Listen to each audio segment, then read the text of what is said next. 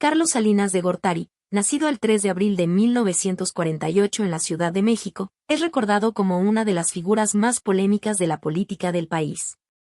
Proveniente de una familia con gran influencia política, su padre fue senador y ministro, creció rodeado de discusiones sobre poder y gobierno.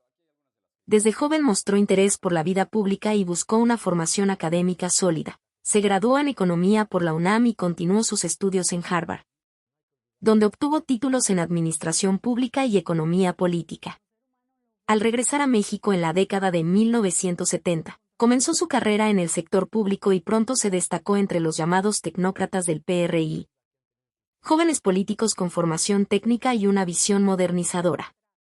En 1982, tras la elección de su mentor Miguel de la Madrid, fue nombrado secretario de Programación y Presupuesto, un cargo estratégico en medio de una severa crisis económica. Su gestión, caracterizada por recortes y reformas, lo consolidó como un administrador eficiente. En 1987, con apenas 39 años, fue elegido candidato a la presidencia por el PRI, con la promesa de convertir a México en una potencia moderna.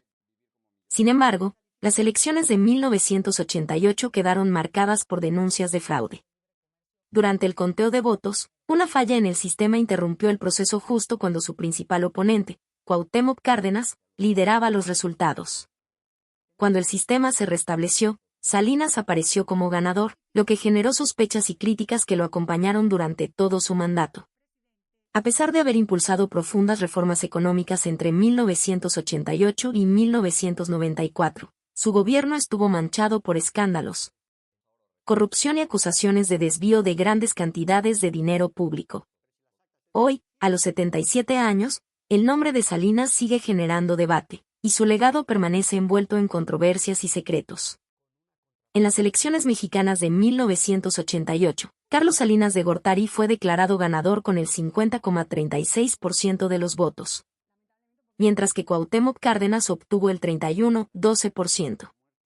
Sin embargo, pocos días después de la votación, la mayoría del PRI en la Cámara de Diputados decidió incinerar todas las boletas electorales, impidiendo cualquier recuento o auditoría independiente.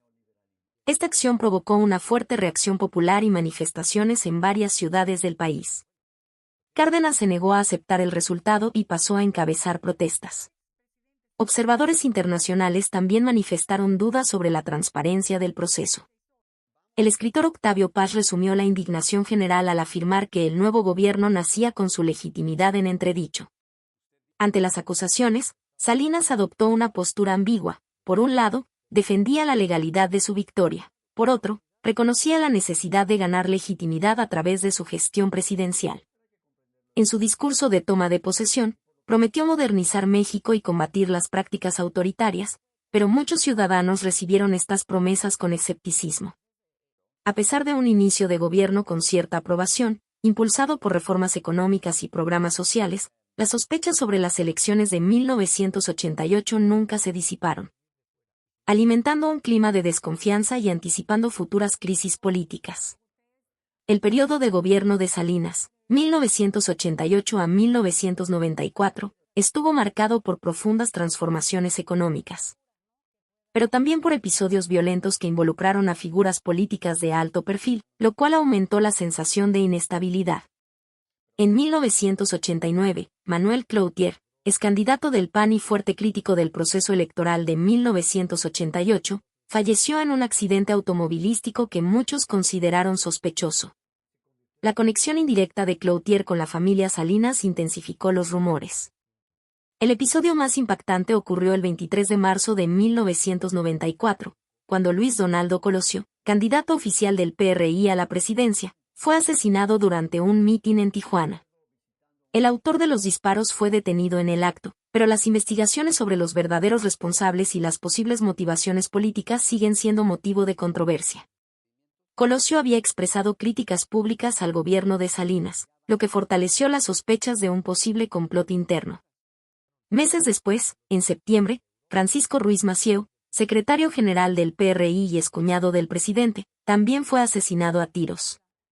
Posteriormente, Raúl Salinas, hermano de Carlos Salinas, fue acusado como autor intelectual del crimen, aumentando aún más la desconfianza generalizada. A pesar de los indicadores económicos positivos al inicio del sexenio, como la reducción de la inflación, el crecimiento del PIB y el aumento de la inversión extranjera, la economía mexicana era frágil. El peso estaba artificialmente sobrevaluado, lo que generaba desequilibrios en la balanza comercial. El crecimiento económico dependía en gran parte de capitales especulativos, extremadamente volátiles. En 1994, una serie de eventos como el levantamiento zapatista en Chiapas, el asesinato de Colosio y la muerte de Macieu provocaron inestabilidad política y una fuga masiva de capitales. Esta situación culminó en una grave crisis financiera al final del mandato de Salinas. A finales de 1994, México enfrentaba una grave crisis económica. Las reservas internacionales del Banco de México se desplomaron. Mientras el gobierno insistía en mantener la paridad entre el peso y el dólar a toda costa. En medio de este panorama frágil, Ernesto Zedillo asumió la presidencia el 1 de diciembre, heredando un país al borde del colapso financiero. Apenas unos días después de asumir, el 20 de diciembre, el gobierno se vio obligado a ampliar la banda de flotación del peso, lo que resultó, en la práctica, en una devaluación inmediata del 15%. El mercado reaccionó con pánico, el peso se desplomó, perdiendo más de la mitad de su valor frente al dólar en cuestión de días. Este episodio pasó a conocerse como el error de diciembre y, a nivel internacional, como el efecto tequila, debido a su repercusión en otras economías emergentes. La crisis sumió a México en una recesión profunda. En 1995, el PIB se contrajo un 6,2%, miles de empresas quebraron, las tasas hipotecarias se dispararon. Muchas familias perdieron sus hogares y el desempleo alcanzó niveles sin precedentes. Para buena parte de la población, fue un despertar brutal tras años de aparente estabilidad y crecimiento durante el gobierno de Salinas. La clase media, que había prosperado en los años anteriores, fue especialmente golpeada, viendo desaparecer sus bienes y ahorros en muy poco tiempo. La crisis, sin embargo, no se limitó al ámbito económico, también tuvo un fuerte impacto político. Carlos Salinas, quien había dejado el poder con altos índices de aprobación, fue señalado como el principal responsable del colapso. Su imagen de modernizador fue sustituida por la de causante de la debacle económica. Las tensiones entre él y Zedillo aumentaron, intercambiando acusaciones sobre la responsabilidad de la catástrofe. El llamado efecto tequila marcó el fin del sueño neoliberal promovido por Salinas, dejando en evidencia sus contradicciones y debilidades. Tras dejar el cargo en medio de la tormenta, Salinas permaneció un tiempo en México, alejado de los medios y de la vida pública. No obstante, en 1995, la detención de su hermano Raúl Salinas, acusado de ser el autor intelectual del asesinato de Francisco Ruiz Massieu, agravó aún más su situación. El escándalo familiar, junto con el creciente descontento social, hizo insostenible su permanencia en el país. En marzo, abandonó México rumbo a Estados Unidos y luego a Canadá, una decisión que muchos interpretaron como una fuga. Aunque regresó brevemente al país, en 1999 se estableció de manera más definitiva en Dublín, Irlanda. La elección no fue casual. Irlanda ofrecía ventajas fiscales a personas con altos patrimonios y, además, no tenía tratado de extradición con México, lo que le brindaba protección ante posibles procesos legales. En Dublín, Salinas adquirió una mansión en una zona exclusiva y adoptó un estilo de vida reservado, lejos de los focos mediáticos y de la política activa. Incluso durante su exilio, mantuvo algunos vínculos con México, aunque de forma discreta. Sus contadas visitas al país alimentaron una curiosa superstición popular, la creencia de que su presencia estaba vinculada a la ocurrencia de terremotos. Este mito nació en 1985, cuando un sismo devastador sacudió la Ciudad de México mientras él ocupaba un alto cargo gubernamental. Coincidencias posteriores reforzaron esta creencia, a pesar de carecer totalmente de base científica. En 2017, tras un potente terremoto que afectó el centro del país, circularon rumores sobre su presencia en México, reavivando la leyenda urbana y demostrando cuánto su figura aún resuena en el imaginario colectivo mexicano. En 2021, a los 73 años, Salinas dio un paso más en su alejamiento definitivo de México al obtener la ciudadanía española. Esta nueva nacionalidad le ofreció mayor seguridad jurídica y libertad de movimiento dentro de la Unión Europea. Aunque la noticia pasó casi desapercibida en la prensa española, en México provocó reacciones diversas, siendo vista por muchos como una nueva muestra de su desvinculación con el país que gobernó. En la actualidad, el exmandatario divide su residencia entre el Reino Unido y España, donde mantiene actividades empresariales y financieras. Sus apariciones públicas son escasas y cuidadosamente controladas. A diferencia de otros expresidentes mexicanos que actúan como comentaristas, académicos o asesores, Salinas eligió una vida prácticamente reclusa. Sin embargo, su ausencia física no ha borrado su influencia. Su nombre sigue evocando tanto el proyecto de modernización que lideró como los escándalos y la crisis que marcaron el final de su gobierno. Mientras la Ciudad de México despertaba, los primeros rayos del sol atravesaban la ventana de un apartamento en el centro, iluminando una mesa cubierta de documentos. Álvaro Martínez, periodista de investigación de 45 años, ajustó sus gafas y posó la mirada sobre una fotografía antigua. En ella, un joven Carlos Salinas de Gortari sonreía a la cámara, ajeno a los secretos y polémicas que algún día definirían su legado. La investigación que Álvaro llevaba a cabo desde hacía meses parecía no tener fin. Cada documento, testimonio y rumor apuntaba hacia una red compleja de poder y silencio que involucraba a la familia Salinas. En el centro de esta trama, se encontraba la figura enigmática de Carlos Salinas de Gortari, expresidente, y su hermano Raúl. Cuando el celular de Álvaro vibró, recibió un mensaje anónimo de una fuente cercana a los círculos de poder: ten cuidado con lo que vas a mover. Álvaro sentía que estaba cerca de un gran hallazgo. Uno de los casos más perturbadores era el supuesto asesinato de Manuela, una empleada doméstica, en 1951. Documentos confidenciales sugerían que, cuando era niño, Carlos Salinas se había visto involucrado en un episodio violento, un secreto mantenido durante años bajo el manto de la protección política. Álvaro había obtenido testimonios que contradecían la versión oficial. La detención de Raúl Salinas, en 1995, por enriquecimiento ilícito, parecía ser solo la punta de un iceberg mucho mayor. La desaparición de Francisco Ruiz Massieu seguía sin resolverse, y todos los involucrados parecían tener historias oscuras. Incluso el famoso rumor del chupacabras llamó la atención de Álvaro. ¿Sería esta otra maniobra para desviar la atención de los verdaderos escándalos? Sabía que debía ser cauteloso. Los periodistas que se adentraban demasiado en casos políticos a menudo desaparecían o eran silenciados. Su oficina estaba llena de recortes de periódicos, fotos y documentos que formaban un rompecabezas de conexiones secretas entre eventos aparentemente desconectados. La familia Salinas era un enigma imposible de descifrar por completo. Entonces, sonó un número desconocido. Álvaro dudó antes de contestar.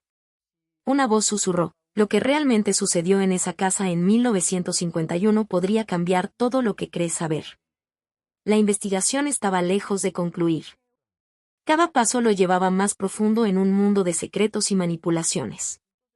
Carlos Salinas no era solo otro político con un pasado oscuro, sino el epicentro de una historia que pocos se atrevían a contar. Mientras tanto, Elena Rodríguez, periodista de entretenimiento, recibió una llamada a medianoche. Reconoció de inmediato la voz del otro lado, una fuente anónima vinculada a los círculos de poder, a punto de revelar secretos sobre la vida personal de Salinas. El primer matrimonio del expresidente con Cecilia Oxelli, con quien tuvo 3 hijos, era considerado públicamente como estable, pero Elena sospechaba que había algo más detrás de esa imagen perfecta. El segundo matrimonio con Ana Paula Gerard resultó en 3 hijos más. 2 familias, 6 hijos y una vida bajo los reflectores de la política. Sin embargo, lo que realmente llamaba la atención de Elena eran los rumores persistentes sobre un posible romance de Salinas con la actriz Adela Noriega. La fuente comenzó a revelar detalles explosivos: supuestas amenazas a Luis Miguel para mantenerlo alejado de Adela, encuentros secretos, conversaciones susurradas y movimientos cuidadosamente planeados. Aunque los rumores sobre un hijo secreto entre Salinas y Adela nunca fueron confirmados, Elena sabía que las negativas rotundas solían ocultar verdades incómodas. Su libreta estaba llena de nombres, fechas y conexiones inesperadas. La vida personal de Salinas se volvía un laberinto donde cada descubrimiento generaba más preguntas. La voz anónima terminó la llamada con una frase: lo que vas a descubrir cambiará todo lo que crees saber sobre él. Elena sabía que esa noche marcaría un antes y un después en su carrera. No se trataba solo de un escándalo, sino de una revelación que estaba a punto de estallar. Al mismo tiempo, en una oficina de abogados especializados en investigaciones financieras, Roberto Guzmán seguía la pista de un dinero que parecía desvanecerse entre fronteras. Había armado un diagrama financiero que conectaba México con cuentas bancarias en Suiza, todas relacionadas con Raúl Salinas. Las transacciones no eran solo rumores, formaban parte de una red de movimientos financieros que desafiaban las explicaciones convencionales. En 2007, Carlos Salinas sorprendió al devolver $74 millones al gobierno mexicano, un gesto que parecía más una estrategia de defensa que un acto de transparencia. Roberto sabía que cada centavo tenía una historia oculta. El estilo de vida lujoso de Salinas seguía siendo un misterio, con mansiones y propiedades tanto en México como en el extranjero, además de una red de influencias que no coincidía con su trayectoria pública. Los documentos confidenciales que Roberto poseía detallaban una red compleja de inversiones, sociedades y transferencias internacionales, creando un rompecabezas aún más complicado. Un exfuncionario de la Secretaría de Hacienda, que pidió mantener el anonimato, filtró información sobre mecanismos sofisticados de ocultamiento financiero y conexiones que escapaban a las investigaciones oficiales. Las cuentas en Suiza no eran un caso aislado, sino parte de un sistema más amplio de movimientos financieros. Roberto recordaba las frecuentes negativas de Salinas, quien siempre se presentaba como una víctima de persecución política, pero los números no mentían. La devolución de los $74 millones era solo el comienzo. Esa mañana, Roberto recibió un nuevo documento confidencial que prometía revelar el verdadero origen de la fortuna de la familia Salinas. A medida que el día avanzaba, sentía que los secretos estaban a punto de ser revelados y que, al descubrirlos, se enfrentaría a algo mucho más grande que una simple red de corrupción. María Fernández estaba preparando para su conferencia sobre las transformaciones políticas de los años 90, mientras sus ojos recorrían las imágenes de Carlos Salinas de Gortari, un político responsable de un cambio radical en la economía de México. El modelo neoliberal adoptado por Salinas fue un hito en la historia contemporánea del país. Durante su gobierno, prácticamente todos los sectores, como bancos, telecomunicaciones y aviación, pasaron por procesos de privatización. Estas reformas generaron reacciones divididas, con fervientes partidarios y críticos implacables. María recordaba los documentos que había estudiado a lo largo de los años y veía que las privatizaciones no eran simples transacciones económicas, sino transformaciones profundas que cambiaron el equilibrio del poder en México. Empresas estatales, esenciales para la economía nacional, fueron adquiridas por grupos empresariales con fuertes vínculos políticos. Los números eran claros, muchas empresas fueron transferidas, concentrando la riqueza en manos de un número reducido de grupos. Salinas se convirtió en un ícono de una era de distorsiones políticas, donde el poder se traducía directamente en beneficios económicos. Su modelo económico prometía modernización y apertura para México, siendo visto por algunos como una oportunidad para la competitividad, pero por otros como la prueba de un sistema que sacrificaba los intereses públicos en favor de una pequeña élite. En el auditorio, los estudiantes prestaban atención, siendo una generación que conocía a Salinas más por los rumores y escándalos que por su proyecto original. María sabía que estaba reconstruyendo una historia llena de matices y contradicciones. Las privatizaciones fueron el eje de la administración de Salinas, bancos que pasaron del control público al privado, empresas telefónicas que se convirtieron en monopolios dominados por unos pocos, y líneas aéreas que sufrieron profundas transformaciones. Cada venta formaba parte de un proceso mayor de cambio económico. Un estudiante levantó la mano y preguntó, ¿cómo un político puede acumular tanto poder? María sonrió y explicó que el poder de Salinas no se limitaba a los cargos oficiales. Él ejercía una influencia construida en los resquicios del sistema, en las conexiones invisibles entre política y economía. Los documentos que había consultado mostraban una realidad alarmante. Privatizaciones que favorecían a grupos específicos y decisiones económicas que parecían responder más a intereses privados que a proyectos nacionales. Salinas se convirtió en algo más que un político, se transformó en un símbolo de una época, condensando todas las fallas de un sistema político complejo. Su legado era una mezcla de grandes transformaciones y polémicas. La conferencia llegaba a su fin, y fuera del auditorio, la Ciudad de México seguía su curso, guardando los secretos de una era que cambió irreversiblemente el destino del país. Así, concluimos esta historia impactante sobre Carlos Salinas de Gortari, un hombre cuyas decisiones cambiaron para siempre el rumbo de México. Como pudieron ver, la historia no siempre se cuenta en los libros como realmente ocurrió, y esta es solo una de las muchas facetas que continuaremos trayendo. Si te impresionaron estas revelaciones, no dudes en compartir tu opinión sobre lo que más te sorprendió de esta historia. Deja tu me gusta para que podamos seguir investigando y trayendo más contenidos como este. Y si aún no formas parte de nuestra comunidad, no pierdas más tiempo. Suscríbete al canal y activa las notificaciones para no perderte ninguno de nuestros próximos videos investigativos.